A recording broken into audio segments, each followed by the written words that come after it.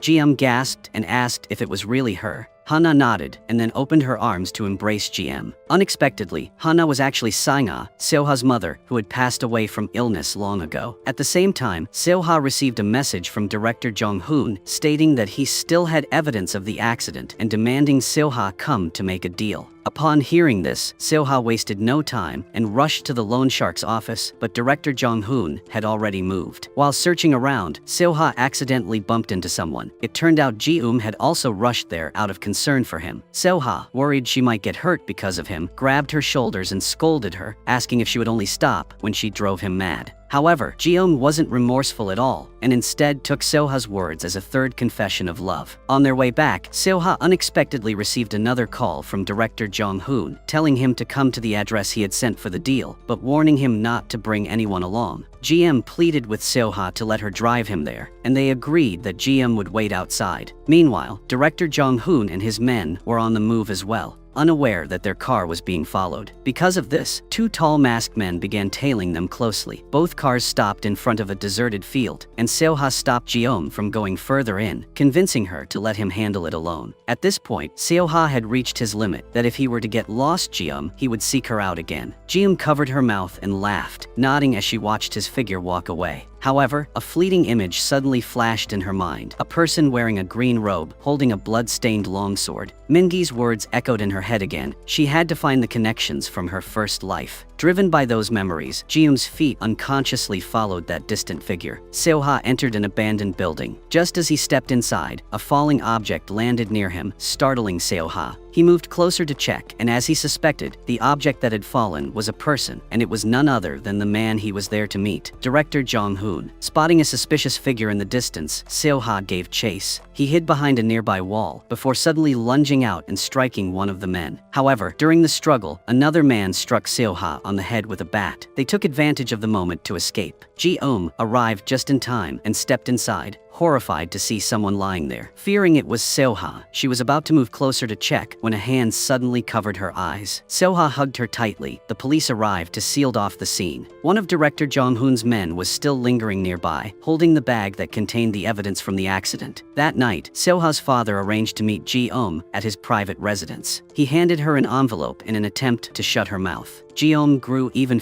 more confused. His son was almost killed, and instead of doing everything in his power to find the culprit, Soha's father was trying to cover everything up. He told Ji-eum that by doing this, he was protecting Soha. Ae-kyung had begun to treat Min-gi like a family member, and as the two were enjoying a meal together, Ji-eum returned home, bringing a gift for her niece. Inside was a mustard-colored sweater that she was fond of. Suddenly, Ji-eum called Min-gi outside to talk. She told him that today she had glimpsed some memories from her past life, in a place she had never been before. She saw the backs of many people and recognized one of them. It was someone very important to her in this life. She then suspiciously asked Min-gi, "Did you really come here by chance? Could it be that they were lovers from 1,000 years ago?" Min-gi laughed and denied it, suggesting that she could try holding the bell again to remember something. Ji-eum closed her eyes, and the memories from her first life gradually came back. She saw an image of herself standing among fluttering silk sheets, smiling as she looked at someone's shadow. Another image appeared of Soha playing with children under the sunlight, and finally, an image of them meeting on a bridge amidst a sky full of fireworks. It turned out that she and Soha had a connection from their very first life. This thought made her smile. Feeling like she had seen enough, Ji-eum put the bell down, even as Min-gi urged her to try holding it again, but Ji-eum refused and walked away. This didn't seem to be the outcome Min-gi had hoped for. He sighed quietly. It turned out Ji-eum had only recalled half of the memories. The figure she initially saw wasn't Soha but Min-gi, and there were still painful memories that Ji-eum hadn't remembered yet. Min-gi had in fact been present in her very first lifetime. That same night, Soha heard the sound of a bell. But when he opened the door, that there was no one there, only a bag placed in front of him with a note inside, stating that it contained evidence to uncover the culprit. It turned out that one of Director Jong-hoon's subordinates, doubting that his boss had simply passed away, had handed the evidence over to Soha. Inside, there was indeed the signature and information of the driver at the time of the accident. His name was Bon Hak-soo, and there was also a debt contract with his name, listing Dong-woo as the guarantor. Upon reading this, Soha immediately thought of someone, Dong-woo. Wasn't he Ji-eum's brother? He quickly pulled out Ji-eum's information from when she had applied for her job. His suspicion was correct. Bon Hak-soo was Ji-eum's father. Soha was stunned, recalling Ji-eum's words from before. Sometimes, the enemy from a past life can become family in this one. Now that statement was truly manifesting in her own life. This truth left Soha in shock. Just then, Ji-eum called. She was still immersed in the memories she had seen from her first life. She told him the story of a couple whose had preordained union for 1,000 years ago. She said that surely they met for some reason, but Soha's mind was in turmoil at that moment. He told her that it would be better if there was no reason. Ji-eum didn't notice and continued talking until Soha asked her to repeat her last sentence. Ji-eum said that their souls would unite and find peace. Hearing this, Soha suddenly looked up at the moon, fell silent, and seemed deeply troubled. The next morning, when Soha went to work, he encountered Ji-eum, and she sensed something unusual about his attitude. At that moment, Ji-eum's desk phone rang, revealing that her alcoholic father had come to the hotel, causing a scene. He scolded her for not going home to cook for her brother, leaving the brother's room in complete disarray. Even worse, he demanded that Ji-eum rent him a room at the hotel. When his request was denied, he, out of habit, tried to raise his hand to hit her, but Ji-eum blocked him and threw him out. Soha witnessed the entire incident, and it seemed his view of her shifted slightly. She was no longer the daughter of the man who had intentionally caused the accident and fled. She was simply Ji-eum, the one he was familiar with. Gently patting her head, he said, "You've had it tough." Then specially tell her that he would cook dinner for her tonight. Meanwhile, in Mrs. Yonoke's office, Han-na suddenly entered, taking on the role of a delivery person and handing her a bouquet of flowers. The smile on Mrs. Yeonok's face froze. It turned out that when Sana was alive, her favorite flowers were gladiolus. Director Yeonok, terrified, threw the bouquet aside. After work, Soha kept his promise and went home to cook for Ji-eom. While watching him focus on cooking, Ji-eom confessed that the person who had come to the hotel that morning was her father. She had never had a happy childhood, always going to bed in fear and waking up in sorrow. Until she could no longer bear it, she chose to leave home. Kyung was the one who took her in when she had nowhere else to go, always asking her if she slept well when she woke up, staying by her side when she was sick, and being happier for her than herself whenever good things happened. Even though they weren't related by blood, it felt like she was her true family. Ji-eom didn't know why she was sharing all this, but she just felt the need to tell him. Soha had already resolved the conflicts in his heart, and now he was even more certain. Therefore, he told Ji-eom to put family matters aside and that he had decided to focus only on the two of them. After they finished eating, Soha did not let her do anything and directly told her to go upstairs and wait for him to bring up the fruit. Ji-eom found a suitable spot to place the gift for Soha and accidentally discovered the bag containing her father's criminal evidence. She finally understood Soha's strange attitude and the things he said today. Ji-eom ran downstairs to hug him, and shortly after, she left and quickly returned to the old house. Seeing Ji-eom's serious attitude, her brother could only sigh and go outside. She unplugged the TV her father was watching, not allowing him to make excuses. Ji-eom asked him if he had ever killed anyone, and he considered it just an accident, claiming he was only doing extra work to support his family. Ji-eom felt that he was not human, treating even murder as a side job. She then declared that this would be the last time they would meet in this lifetime and left without listening to his final words. It turned out that at that time, his car's brakes suddenly failed, turning a minor collision into a major accident. He left in a panic without reporting to the police. At the same time, to protect Ji-eom, Seo-ha had burned all the evidence about Ban Hak-soo and her resume. Just then, a tape fell out of the bag, which recorded a short period of time before the accident. Ji-eom then met with Han-na to find out who might have ordered the murder. Han-na believed the person with the highest motive was Mrs. Yeonok, but confirmation was still needed. Ji-eom met with director Yeonok, and upon hearing her suspicions, Mrs. Yeonok burst into laughter. Could it be that the chairman's son was nearly killed, yet he wanted her to remain silent to cover up for her? Ji-eom also felt that this was unlikely. Mrs. Yeonok claimed that she would never do anything to displease the chairman, as anyway she still needed to live. At that time, Soha had opened the tape, revealing that director Jong-hoon had been recording transactions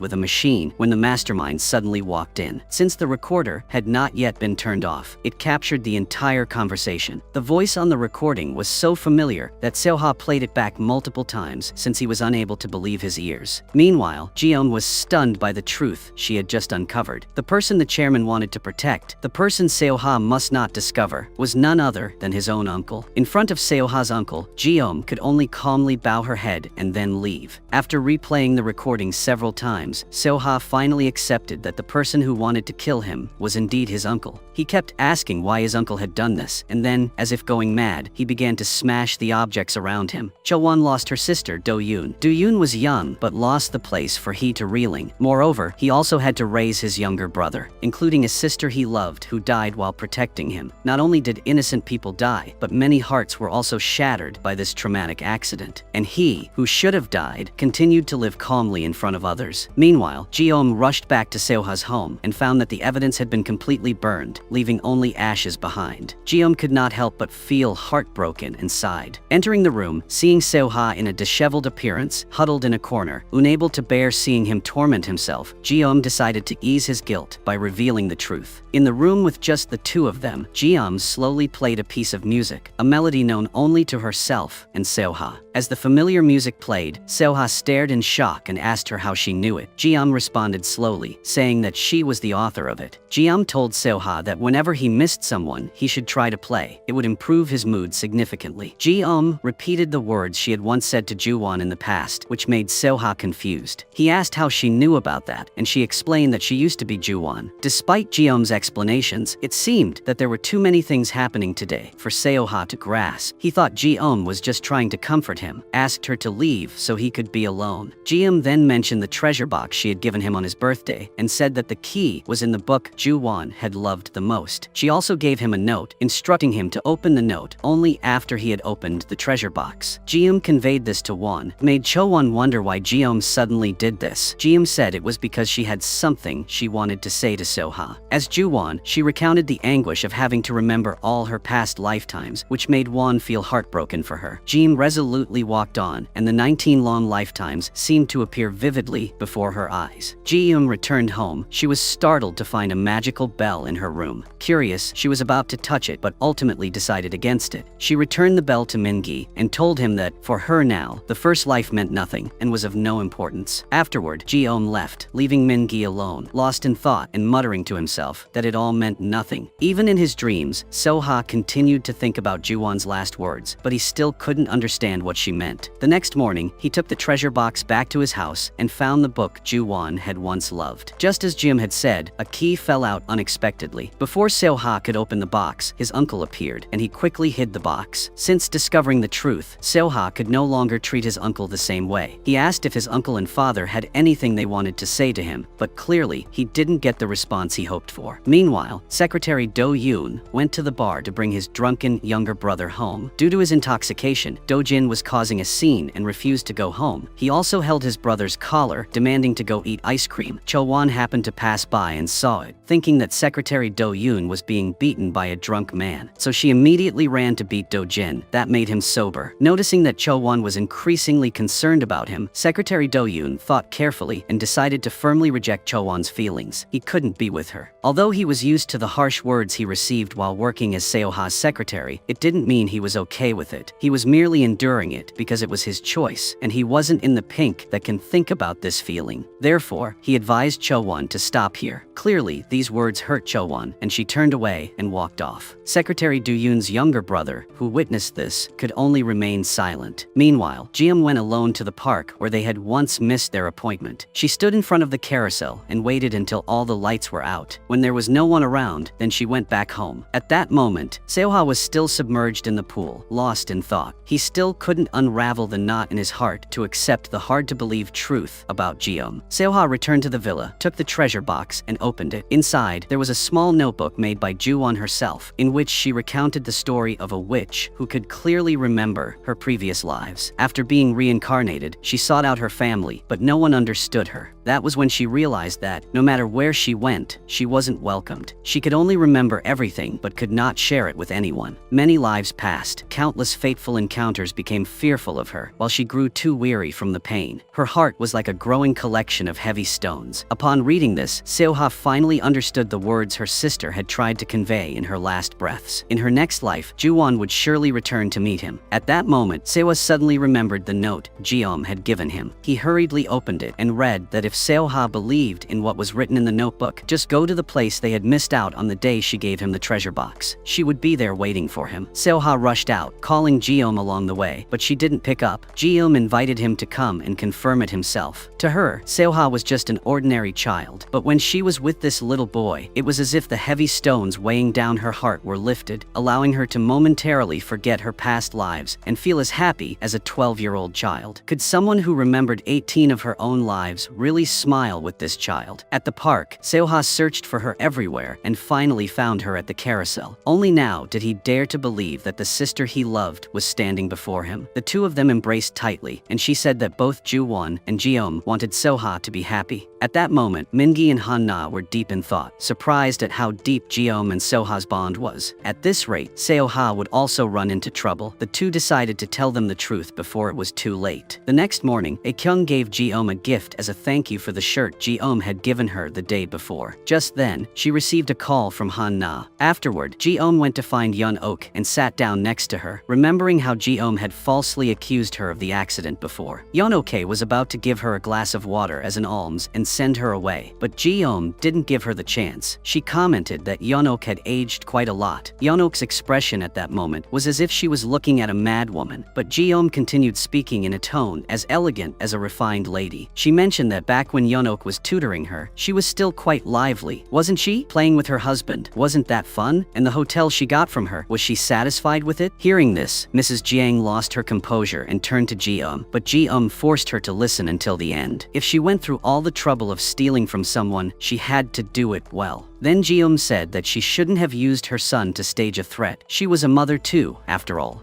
Ji-um conveyed a message from Sana to Yeon-ok, saying that in her bitter hatred, she missed the time to leave this world peacefully. She should sincerely apologize to Soha, otherwise Sana would cling to her forever. Yeon-ok turned pale and sat there motionless, while Hanna, who had been silently watching the scene the whole time, walked after Ji-um and gave her a high five. She finally felt somewhat satisfied. Before leaving, Hanna sent her a wishes to Ji-um, hopes she will walk through it smoothly on her own. People like them, who are fortunate enough to live happily with the faded connections from their past lives, are lucky. However, once reincarnated into a new life, one should create new fateful bonds. But at this moment, Ji-um still didn't understand the potential troubles that reconnecting past life ties could bring. Just then, a message from Min-gi came in, asking her if this was the fireworks lake she had seen before. After searching online, Ji-um discovered that such a place really did exist. Meanwhile, Soha had returned to his old house and coincidentally met his uncle there. This time, Soha finally voiced the question that had been troubling him for so long. No matter how hard he tried, he couldn't understand why his uncle had tried to kill him. His uncle sincerely admitted his mistake, saying that he had never intended to kill Seoha. He had thought the person sitting in the car that day was the chairman. He couldn't stand watching Seoha's father neglect his ailing mother, prioritizing the company over everything else. Also couldn't stand Yeon-ok clinging to his father, so he orchestrated a small accident as a warning, but he never imagined that Soha would be the one sitting in the car that day. Stunned by this truth, Soha persuaded his uncle to turn himself in before he took any action himself. In the end, his uncle chose to pay the price for his actions. The truth about the accident years ago was finally revealed when the news reported that San-hyuk, the director of the MI group, had surrendered to the police. This news once again stirred the pain of those who had lost loved ones in the accident. To comfort Seoha, and also to seek some information about her first life, Ji-um suggested they take a 2-day, 1-night trip to the lake, having fireworks that Min-gi had sent her. The two of them arrived at the bridge from Ji-um's memories. She recounted that back then, a man had walked up to her amid the bright red fireworks. Hearing this, Seoha felt a pang of jealousy toward that man. As Seoha walked up to her, the memory of the fireworks display from 1,000 years ago suddenly flooded back into her mind. Indeed, at that time, she had rushed to his side, but she held a sharp knife in her hand and decisively stabbed downward, her eyes filled with hatred. It turned out that this was not a romantic memory of a young couple, but the beginning of a painful story. At the same time, Min-gi stood in front of her room, continuously waving the magical bell in his hand. Secretary Do-yoon was searching online for images of the lake, while Cho-won, as she was walking, was startled by a glass flower pot that suddenly fell beside her. It seemed that the troubles Min-gi had mentioned were indeed coming true. On the other side, the memories that were being awakened made Ji-um uncomfortable, so Soha led her back to the room to rest. She questioned why there were 2 bedrooms, and then stubbornly insisted on sleeping in the same room as Soha. He moved as if to kiss her, then leaned close to her ear and told her to go take a shower. Ji-um had no choice but to reluctantly obey. Their feelings for each other gradually warmed up. Meanwhile, the internet is gradually buzzing with talk about the accident years ago. People weren't just curious about other people's business, they were also very interested in Seoha's handsome face. Seoha burst to laugh, then apologized to her. It wasn't because of this, but because he couldn't do anything about Ju-won's wrongful suffering. Hearing this, Ji-um comforted him, saying she knew he had burned all of his father's evidence because he was afraid she would be hurt. That gave her a lot of solace. That night, Ji-um once again dreamed of her past life memories, and there was also someone named Han-ya from the temple. She woke up with a start, wondering if Han-ya could be Seoha, as they had the same face. She went to Seoha's room, but he noticed her. Seoha asked if she really wanted to sleep with him that badly, then pulled her down, telling Ji-um that if she wanted to sleep with him, then let's sleep together. But Seoha's idea of sleeping together turned out to be like this. The next morning was just another typical day for Secretary Do-yoon, though the breakfast he made wasn't quite normal. Ever since he had spoken to Cho-won, he had been in a dazed state like that. Meanwhile, Ji-um and Soha enjoyed the rest of their happy time together before returning home. But on the way, she unexpectedly received a call from Min-gi, informing her that Ae-kyung had been hospitalized. Hearing this, Ji-um rushed to the hospital. Ae-kyung was still unconscious, and Min-gi admitted that he had helped Ae-kyung hide her illness. This made Ji-um scold him relentlessly. Just then, Minji noticed Soha entering, his expression momentarily complicated. Meanwhile, Chowon finally attended a reunion party with her friends after a long time. As soon as they saw her, everyone cheered with excitement. Of course, the scumbag Ji-suk was also present. Unexpectedly, Secretary Dune showed up as well. Chowon and he exchanged awkward glances. Ji-suk, being crude, continued to make remarks to embarrass Do-yoon, but Do-yoon acted as if he didn't care. He approached Gahui, bowed, and explained why Soha couldn't attend, then accepted an invitation card from her. Before he left, Ji-suk rudely invited him to sit and eat, and not satisfied that went further by insulting him as a money chaser who only latched onto Soha and Chowon. He even said that Chowon had been too naive. At that moment, Chowon could no longer hold back. She angrily called Ji-suk an incompetent rich guy, boasting only because of his wealthy parents, and then stormed out despite everyone trying to stop her. It was only then that Chowon realized she had underestimated the situation and what Do-yoon had to face. Meanwhile, Han-na went to meet Min-gi, explaining that she was late because she had to prepare a gift. Min-gi didn't mind and simply informed her that A-kyung had been hospitalized. He had anticipated this, thinking it might make it easier to convince Ji-eum. Min-gi reassured Han-na, saying that if everything was resolved smoothly, Soha would also be safe. He then motivated her not to look back, as from now on, she wouldn't need to remember her past life, since she had already seen all the memories of her first life. On the other side, when Soha returned home, he noticed a gift box placed right in front of his door. Before he could open it, Ji-eum called, apologizing for not saying goodbye earlier. Soha comforted her in the same way Ju-won had comforted him when his mother was ill, which helped Ji-eum feel a bit better. The next morning, Soha brought the box to the office. Secretary Do-yoon handed him the invitation card he had picked up the day before. Knowing that Do-yoon had gone to the party alone, Soha told him not to go next time. However, Do-yoon explained that the hotel needed the Gahui family's corporation, and he had gone there for work. Hearing this, Soha said he would go meet Yeon-ok to settle the matter between her and the hotel. He had uncovered financial report discrepancies related to Yeon-ok, but she still stubbornly argued that the hotel belonged to her. Seizing the moment, Soha produced photos showing how she had neglected the hotel and presented Sana's notebook as the final piece of evidence to take down director Yeon-ok. It revealed that she had been siphoning funds from the hotel numerous times. His mother had known about this for a long time and had documented everything. Not wanting to argue with her any further, Soha said he would let the law handle it, then walked away and left her shouting inside. Secretary Do-yoon expressed concern that Yeon-ok might try to convince the board of directors at any cost. Suddenly, the chairman appeared. This is the first time that the father and son smiled at each other. Han-na, watching from a distance, also smiled. The chairman immediately entered the room, announcing that the board of directors had unanimously removed Yeon-ok from her position as CEO. The police were currently on the first floor. Yeon-ok knelt and begged the chairman, but her fate could no longer be changed. In the hotel lobby, she angrily threw the branches of flowers that Seng-ah liked most onto the ground. Afterward, Seoha entered a shop and bought a bouquet of flowers. Han-na walked briskly right behind him, and from afar, she suddenly ran up and hugged him from behind, then gently told him to live well. Seoha looked at the unfamiliar girl in surprise as she suddenly presented him with a knitted turtle and quickly walked away. Seoha was reminded of what his mother had once said. Was it that in his past life, Seoha was a turtle? As Seoha tried to react, her silhouette grew fainter. Perhaps this was Han-na's final goodbye. Meanwhile, Ji-eun was at the hospital taking care of her nephew. Because of this, the restaurant was either closed or might even shut down permanently. When Ji-eun told Min-gi about this, he only inquired about A-kyung's condition. Upon learning that A-kyung had been diagnosed with a tumor and was preparing for surgery, Min-gi asked whether the surgery would be successful. Even if there is surgery, the result is the same. Min-gi's indifferent attitude made Ji-eun angrily bang the chair. At this point, Min-gi candidly admitted that he had faced many consequences when reuniting with past life connections. If Ji-eun were an ordinary person, she wouldn't have sought out A-kyung when she was young. That would have been the natural course. If she had acted contrary to this, it wouldn't be she who would face the consequences, but rather the other party. A-kyung's illness was a result of Ji-eun's search. Finally, Min-gi said something that made Ji-eun realize whether this lifetime was truly a new life for her, or if she was merely clinging to past life connections that had ended. The past life relationships she had sought out would ultimately end as A-kyung's had. Min-gi wanted to help Ji-eun, and the answer lay in her first life, which she had to recall on her own. Ji-eun once again took up the magic staff, and the earliest memories resurfaced. A girl called her Su-ae with great affection. That girl was Cho-won. At that moment, Soha had also arrived at her house. He entered the room holding a bouquet of flowers. Ji-eun's mind was filled with fragmented memories, the images of herself and Cho-won fleeing across a field, shadows of people chasing them amid the sound of ringing bells, corpse. Soha's footsteps intertwined with those from the past. The final image was of a sword swinging and Chowon's bloodied figure. Hanya left with a bloodstained blade. At that moment, Soha shook her away. In Jium's eyes, the images of him and Hanya from her memories merged into one. Jium was stunned and began to cry desperately, glaring at him with hatred. She repeatedly muttered that she would kill him, then lost her sanity and began to strangle Soha. The image of the blade in her hand plunging into Hanya's body reappeared in her mind. The first life of Jium appeared vividly. At that time, Jium was a weaver, and her dyed fabrics were extremely valuable because the materials were sourced from a sacred mountain. These fabrics were used to make cords for magical bells to be offered in sacrifices to the gods. Min Gi, at that time, was a nobleman from the temple, while Chowon was Jium's elder sister, named Seo. In this lifetime, Seo's body was very frail and afflicted with illness, with no medicine able to cure her. Amidst what seemed like despair, news from a physician gave Jium hope once more. However, the precious herbs she needed could not be bought with money. They could only be exchanged for magical bells from the temple. Although stealing from the temple was a grave wrongdoing, Jium's eyes still showed the defiance, even though this was extremely dangerous. On the day Jium went to the temple to offer the dyed cloth, she had silently noted the location of the magical bell. At that time, Soha was Hanya, a guard beside the king. Minji ordered that no one be allowed to enter or leave during the ritual of binding the bell. Jium hid nearby until the king had departed. Then she slowly entered the temple. Without any fear, she stole the magical bell. Despite the fact that this might anger the gods, she fled with her sister and continued to escape until morning. But soon Mingi discovered them and sent soldiers in pursuit. The two were surrounded and could not escape. At this point, Seo realized that her sister had committed a grave offense. Desperate, Jium begged Mingi to show mercy and let them go, as Seo's condition was critical. Despite their lowly status, Jium offered to dedicate the rest of her life to serving the heavens. However, Minji considered that life was too short. The heavens and earth revolve over hundreds and thousands of years. When will it be enough to repay? Even though having earnestly asked, even if heaven and earth were angry, she would accept it, but that wouldn't change Minji's mind. Seo asked, what kind of god did Minji worship after all? Couldn't they tolerate for weak commoners? Gods also need humans to worship them. Jium shouted hatefully. At that moment, Soha's voice pulls her back to reality. Jium tries to close her eyes to hold on to the memory, only to see a flashing blade. Seo was lying on the ground, covered in blood. Jium was helpless and could only hatefully hug Seo, watching her enemy leave with the sword still in hand. Jium's stern voice urges her to seek revenge. As she escapes the old memories and faces her thousand-year enemy, Jium used all her strength to strangle Soha. Her eyes looked at him as if the hatred of 1,000 years had never disappeared, starting from the place where the red fireworks were glowing. From this point, their fated enmity is formed. Jium tightens her grip on Soha's neck, just can speak each word in interrupted gasps. Struggling to utter her name, she finally came to her senses and released him, then began to cry in distress. Jium had seen her first life. Her sister had died. Her eyes were red, looked at him with the anger that he had killed her sister. Overcome with grief, Jium cried out in a frenzy, asking Soha what she should do. Soha was heartbroken that embraced her. Seeing this, Minji decided to leave. Jium pleaded with Soha to leave her alone. Unable to do anything else, Soha had no choice but to leave. Unexpectedly, that Minji asked to meet him outside for a conversation. Soha left, hoping he could help Jium. Even though he couldn't remember his past life, he felt he needed to try even harder. Mingi said there was a way to help Jium. As Soha left, Minji asked him to please help Jium return to normal, as only he could move her. Meanwhile, Secretary Doyun's younger brother unexpectedly visited Chowon. Noticing his brother's demeanor over the past few days, he finally decided to reveal the truth. After Chowon had left that day, he had cried, watching her figure fade away and standing motionless. Then, he realized that it seemed that he really liked the girl in front of him. However, Chowon, upon hearing these words, felt no joy. She felt even more sorrowful knowing that Doyun had suffered in silence. Yet she had only thought she was the one who was more miserable. This made it even harder for her to approach him. Meanwhile, Soha sat alone and examined the gift that Jium had given him. It turned out that behind her smile was a lot of suffering that he was unaware of. Soha recalled what she had said today. He had killed her sister. If that were truly the case, then what? The next morning, his uncle was handed over to the prosecutor's office. Soha's father asked his son if he was satisfied. Simply burying the matter would be enough. Why keep digging it up? He believed that both Ju-won and Do-yun's father were dead. This matter could not be resolved with just an apology. It turned out that on the day his uncle surrendered, he had gone to Ju-won's house and had kneeled to apologize to her mother. Thanks to this, he also learned the truth. His father had also been here and had knelt before Ju-won's mother. His father had told her this secret long ago, and to protect Soha, she had chosen to remain silent. This was because he was the son of a friend she greatly cherished. In reality, his father had done everything to protect his son. When Mrs. Yonoke had informed his uncle of this truth, she had used it to threaten him. Because of this, Soha's father had reprimanded his uncle and decided to hide Soha for life. Elsewhere, Mingi visited Aikyung and encountered Ji-eum. Still with the same cautious attitude, she asked him if he knew she was present in her previous life and why he hadn't mentioned it from the beginning. Minji replied that Ji-eum had to find out for herself to uncover the person who made her remember her past life. It was very rare to meet past connections in the same appearance. She had waited 1,000 years for this, and now it was time to restore everything to normal. After said that Mingi handed the magical bell back to Ji-eum, advised her to come find him only after she fully remembered her previous life. The next morning, Ji-eum arranged to meet Cho-won. The two of them went to an exhibition. Remembering her first life made Ji-eum feel that the relationship between them was becoming increasingly close. She told Cho-won that perhaps deep and intense relationships, whether filled with love or hatred, that are all arranged for the day of reunion. This made Cho-won think about her and Do-yoon. If there is no fate, no matter how hard one tries, then it cannot succeed. She decided to let go of this love. Meanwhile, Do-yoon suddenly received a call from Ji-eum, and Soha happened to be nearby. Ji-eum simply said that if Cho-won really gave up on him for the last time, he would be the one unable to let go of her. She hoped these words would become a stone stuck in Secretary Do-yoon's heart. Before hanging up, she also specifically instructed him to take care of Soha. She couldn't call him because she feared she would rush over out of longing for him. Soha, after hearing this, then smiled to himself. Secretary Do-yoon decisively ended the call. Seeing that Do-yoon wouldn't lend him his phone, Soha decided to find Ji-eum himself. When Ji-eum saw Soha searching for her, she ran away to avoid him. Soha patiently asked if he could come to her, and upon receiving her consent, he immediately ran to embrace her. He apologized for having hurt her deeply in their previous life and wondered what he could do to soothe Ji-eum's pain, but in the end, he could only apologize. The events from 1,000 years ago were merely a past life she had completely forgotten, but because her actions had put his in danger, she couldn't face him and fled. Ji-eum decided to return to being a normal person, believing that if she stopped remembering her previous life, things would become easier. Ji-eum once again picked up the magic bell, but this time with Soha by her side. The previously missing part of her memory came back. It was turned out that the person she had intended to stab was Mingi, but Hanya had shielded him and took the blow for him. At that time, the chances of survival were slim. He advised her not to use blood to repay blood and to take care of herself in the future. The memory then returned to the day when she and Seo was in a state of siege. In the midst of her desperate plea for Mingi's help, a hand had intervened. Hanya advised her not to resist, warning that if she did, she would be the one to die. Unexpectedly, at that moment, Mingi ruthlessly drew his blade and struck Seo in the astonished gaze of Ji-eum. He even intended to use the knife to finish her off, but was stopped by Hanya, who took the sword from his hand. He could only be powerless against her pain, while Ji-eum was helpless in the face of Mingi's disregard for human life. That was why she was willing to risk everything to assassinate the king, only to be ultimately shot down by Mingi's soldiers on Hanya's shoulder. At that time, Hanya received a blow from Ji-eum, but still angrily shouted for him to stop. However, it was too late. The events on the firework bridge from that year ended in Ji-eum's grudge. She held the magical bell in her hand, carrying the last obsession of life to say to Mingi, she will never forget this day, this hatred, that she will remember it for life after life. Even if 100,000 years pass, she will still remember it, and when reincarnate, she will definitely take revenge. In Mingi's eyes, fear finally appeared. He struggled to pull the bell from Ji-eum's lifeless hand, but the bell's cord was tightly held by her. He could only cut it with a knife. The memories of the painful past life ended, returning everything to the pristine state of Ji-eum's dreams. On the hanging bridge, there was indeed a pair of lovers, but their fate was consumed by cruel hatred before it could fully take shape. Perhaps because Hanya's life was taken, Ji-eum had to use his own life to protect Soha in the next life. Ji-eum awoke, and the knot in her heart was untied. Having been so grieved and angry, she had bound herself, setting the stage for the curse to remember her past life with Mingi. Looking at Soha in front, that she cherished him even more, because in both her past and present lives, he had protected her. Meanwhile, Cho-won decided to let go of her feelings. She spent a long time composing a message, but in the end, she couldn't send it. Just then, Do-yoon appeared and handed her an umbrella. Cho-won suddenly remembered the first time they met when she gave him a bouquet of flowers, saying it was the last gift. Finally, that she could gather the courage to let go of this relationship. The words Ji-eum had said at that time successfully became a heavy burden in the heart of Secretary Do-yoon. He suddenly grabbed Cho-won's hand before he could regret it, then confessed that he came there to see her, that he had been waiting for her. Finally, the two faced their true feelings, promising that no matter what people said in the future, they would not give up on each other. They officially confirmed their relationship. Meanwhile, Ji-eum went to see Min-gi, who always seemed to be in a state of waiting for her to come for revenge. After living through 23 lifetimes, Min-gi was no longer the same. He was filled with regression and sorrow. Because of his foolishness that had caused the deaths of many people, Min-gi begged Ji-eum for forgiveness, but she said that Min-gi could never earn her forgiveness. If it had been Ji-eum from 1,000 years ago, perhaps things would have been different, but now she was no longer Ji-eum 1,000 years ago. This present life was what mattered. Ji-eum vowed to live this life happily with the people she loved. She acknowledged that she had turned herself into this person and would untangle the knot herself. Before returning to her normal life, Min-gi revealed one final thing. If she stopped remembering her past lives, all the memories tied to the relationships from those previous lives would disappear. This left Ji-eum momentarily speechless. She happened to meet Han-na again, who had become a normal person and no longer remembered who Ji-eum was. Ji-eum felt fear at the thought of her world losing these people, of having no one to share her life with, of not knowing how to happy, but this was the only way to help Aekyung return to normal. She lingered for a moment, watching everyone talking warmly before leaving. As Aekyung was taken into the operating room, it seemed she sensed the internal struggle Ji-eum was still facing. She told Ji-eum to make the best choice for herself, instead of always thinking about others. Ji-eum reassured her. Seemed that feeling not assured, she glanced towards Seo-ha and received a nod of encouragement. Seo-ha wanted to know what Ji-eum was afraid of, so he went to find Min-gi. At that moment, Ji-eum was sitting slumped in front of the surgery room door, recalling moments spent with her loved ones. She couldn't imagine how she would survive in a lonely world if she lost her memories. All it would take was a light heart, the willingness to forget everything, and 4 simple words to bring her back to normal. But now her heart felt heavier than ever. Ji-eum lowered her head in helplessness, and just then, a hand suddenly grasped hers. Seo-ha pulled Ji-eum away, just like he always did whenever he felt confused or afraid. The two of them stopped at a basketball court and played joyfully. In the end, they sat down together to talk. He expressed that he didn't like the idea of her holding on to memories of him and continuing her life after he was gone. Seo-ha asked, no matter what happened, was he confident that he could make her fall in love with him all over again? One day would be enough. Ji-eum smiled and asked if he was being overly confident. Seo-ha also promised that he would bring Cho-won and Aekyung to find her. Then, surprisingly, he pulled out a ring and proposed to Ji-eum, with the ring as a proof that he wouldn't let her slip away. Finally, Ji-eum let go of the worries in her heart. That evening, Cho-won arranged to meet her sister. She took out a matching necklace and earrings that she had wanted to give Ji-eum for a long time. Before returning to normal, Ji-eum kept her promise to visit her mother one last time. The two daughters happily sat together, eating the meal their mother had cooked. Though she didn't say it aloud, their mother recognized that Ji-eum was Ju-won, returning to visit her. In Ju-won's old room, Ji-eum asked to give her mother a hug. The emotional mother closed her eyes, feeling as if Ju-won was right beside her. Ji-eum returned to the bridge from long ago, and in her mind, she encountered her former self from 1,000 years before. She uttered the 4 words, "I am happy now," and then smiled as flashes of memories from 19 lifetimes raced through her mind until the world faded into a gloomy afternoon. She returned to being an automotive engineer as she had been before. Seo-ha and Do-yoon made plans to move her to the hotel. Secretary Do-yoon was now deeply immersed in a sweet romance with Cho-won. The two went to a fashion store where Cho-won pretended to run into Ji-eum by chance. They seemed to get along well during their conversation, and Cho-won even introduced Aekyung's kimchi restaurant to her. In an instant, their relationship shifted from unfamiliar to close, and they exchanged business cards. Ji-eum kept muttering to herself that the name Cho-won sounded very familiar. They said their goodbyes and promised to meet again. Following Cho-won's suggestion, Ji-eum indeed paid attention to Aekyung's kimchi shop. She went to try the food and couldn't help but exclaim how delicious it was. Coincidentally, that Seo-ha was also there. Noticing that she was out of napkins, he quickly handed her some, then gently brushed back her hair and commented on her clumsiness. Before leaving, he didn't forget to say, "See you again." Ji-eum was taken aback by the strange behavior of the man in front of her, but at that moment, Aekyung's kimchi stew was served. She tasted the food Aekyung brought out and immediately exclaimed in astonishment, "This tastes exactly like the dish I used to cook, ma'am." Aekyung jokingly responded, "Anyone looking would think you taught me the recipe." Amusingly enough, that joke was actually the truth, but it was certain that Ji-eum would have to come here often from now on. She decided she would become a regular customer. The next morning, due to personnel changes at her company, Ji-eum appeared at the hotel pool. When Seo-ha saw her, he approached and, mimicking her previous words, asked, "Is there something down there?" Ji-eum snapped out of her thoughts and suddenly remembered that he was the man from the restaurant. Seo-ha introduced himself as the CEO of MI Hotel. Upon learning he was the one responsible for the personnel changes, Ji-eum confusedly asked why. Soha honestly replied, because he wanted to see her. He then added, would this be considered an abuse of power? Before Ji-eum could fully comprehend what Soha had just said, his next statement left her even more surprised. Soha said that if she wasn't sure about the job, he said that if so, try to date with him. Ji-eum laughed awkwardly, thinking she had misheard, but Soha assured her that she hadn't misheard.